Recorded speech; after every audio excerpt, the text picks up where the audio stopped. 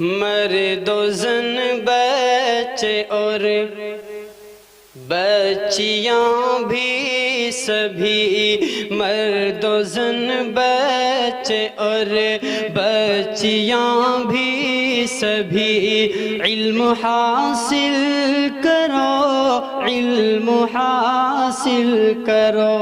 جی بہت اچھے، سبحان اللہ۔ مرد و زن بچے اور بچیاں بھی سبھی، علم حاصل کرو، علم حاصل کرو۔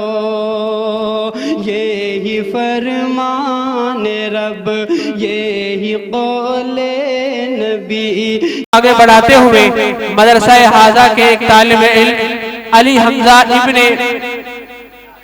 افتخار صاحب، علی حمزہ ابن عارف صاحب، یہ بچہ آئے اور اردو زبان میں اپنی تقریر پیش کرے، جس کی تقریر کا عنوان ہے مدرسے کی اہمیت۔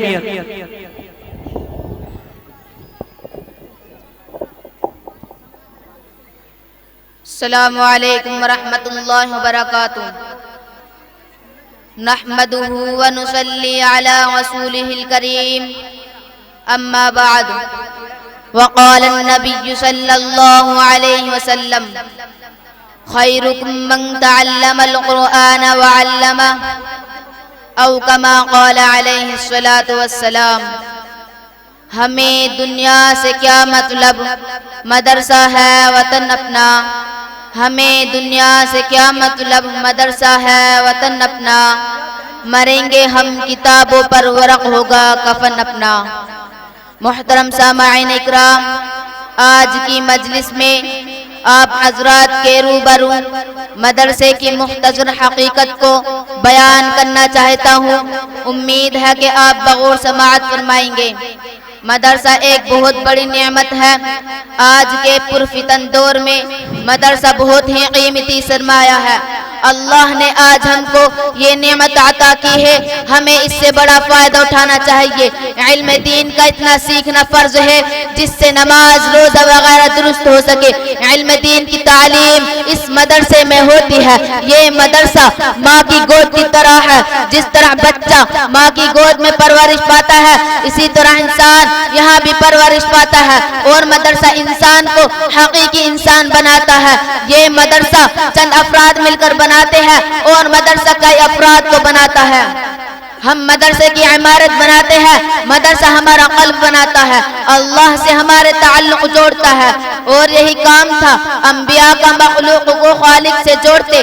یہ مدارس بھی ہم کو اللہ سے جوڑتے ہیں۔ جس طرح انبیاء مخلوق کو خالق سے جوڑتے، اسی طرح مدرسے بھی ہم کو اللہ سے جوڑتے ہیں۔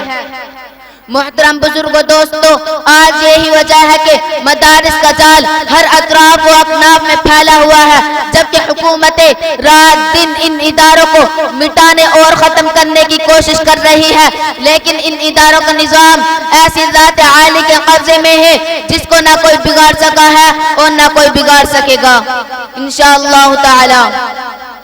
اب اس کے متعلق سرور دو عالم صلی اللہ علیہ وسلم کی زبان فیض ترجمان سے سننے کیا فرماتے ہیں۔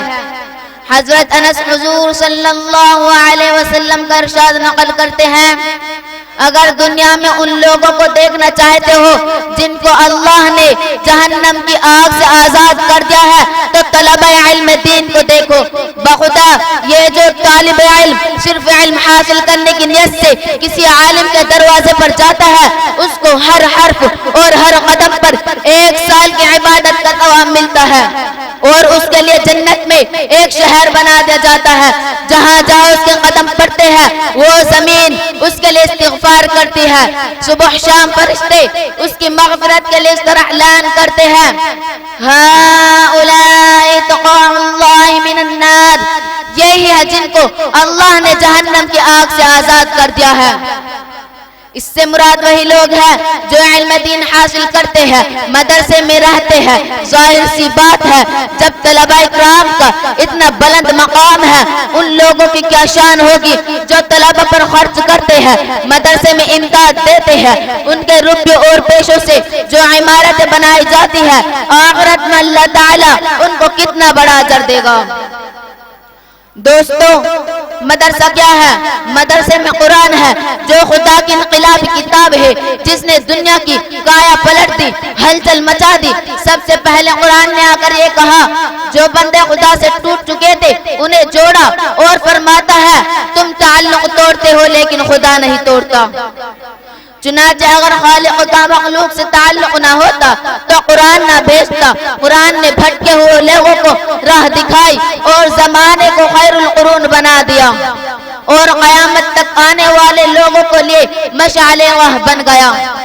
قرآن کریم کا کتنا بڑا احسان ہے کہ حضور صلی اللہ علیہ وسلم کو محمد بن عبداللہ، محمد رسول اللہ اور خاتم النبیین بنا دیا۔ بہرحال ادارے کا مدار طالب علم اور مدرس پر موقوف ہے، تعمیر سے اونچائی نہیں آتی۔ اس ادارے کا رشتہ اصحاب صفہ سے چلا ہوا ہے جس کے معلم سرور دو عالم صلی اللہ علیہ وسلم تھے، اور جس کے طالب علم حضرت ابو بکر صدیق، حضرت فاروق اعظم جیسے تھے۔ ہم یہ فخر سے کہہ سکتے ہیں اولئک آبائی فجئننی بمثلہم، کیا کوئی یونیورسٹی سے فارغ ہونے والا ہے اس طرح کا فخر کر سکتا ہے کہ یہ وہی دینی ادارہ تھا جہاں حضرت جبرائیل خود طالب علم بن کر استفادہ کے لیے آئے تھے اور کہتے تھے ایمان اور احسان کیا چیز ہے، قیامت کب آئے گی؟ اس مرکز میں تو طالب علم بن کر حضرت جبرائیل بھی آتے رہے، ایسا نہ کوئی پیشہ کر سکا ہے اور نہ تا قیامت تک کر سکے گا۔ دوستو مدرسے کی قدر کرو، تم نہ کرو گے تو خدا دوسروں کو پیدا کر دے گا۔ حضور صلی اللہ علیہ وسلم کی توجہ اور دعا ساتھ ہے، ادارہ نہیں مٹ سکتا، جس کا ادارے سے تعلق ہے وہ بھی نہیں مٹ سکتا، لہذا اس کی قدر کرو اور اس سے تعلق جوڑو۔ اللہ تعالی ہمیں دین اداروں کی قدردانی توفیق عطا فرمائے۔ وآخر دعوانا ان الحمدللہ رب العالمین۔ السلام علیکم ورحمۃ اللہ وبرکاتہ۔ ماشاء اللہ، بہت خوب۔